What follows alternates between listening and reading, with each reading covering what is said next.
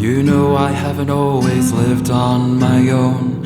I used to share my life with someone years ago. We met back on my first days away from home, and it seemed back then that he was all I know. So it wasn't long before we both shared our keys, and we lived in a place overlooking North Calvert Street. And I would start to hang up my paintings, but I came home one day and found that he took everything down. And then he put up his big gray curtains to keep the sunlight out. And back when I had worked as a concierge, that was when I had wanted a guitar to learn. So I saved up for what I had to pay, and I'd spend all my nights learning how to play.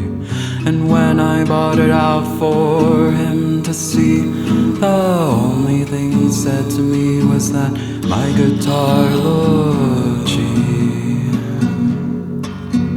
Then while he was cooking, he reminded me of back when I'd used to steal from the school's dining hall for a meal.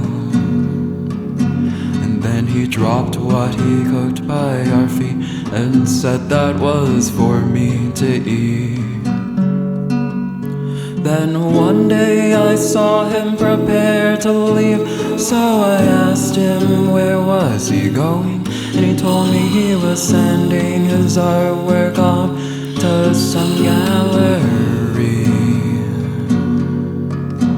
So I wished him the best of luck, and he turned and said to me at the door, I guess you wouldn't know them because you're not an artist anymore. That was the last thing he said to me before he walked out that door. And despite all the feelings I have of frustration and animosity, I can't help but remember all the things he's done just for me.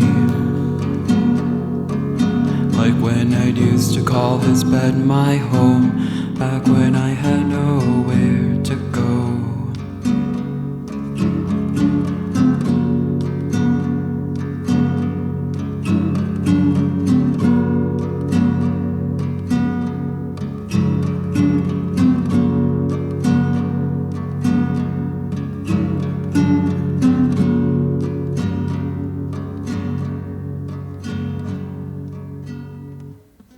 And shortly after I had left, I ran into him with our old friends, and I wonder what things he could have said for them to look at me with so much scorn.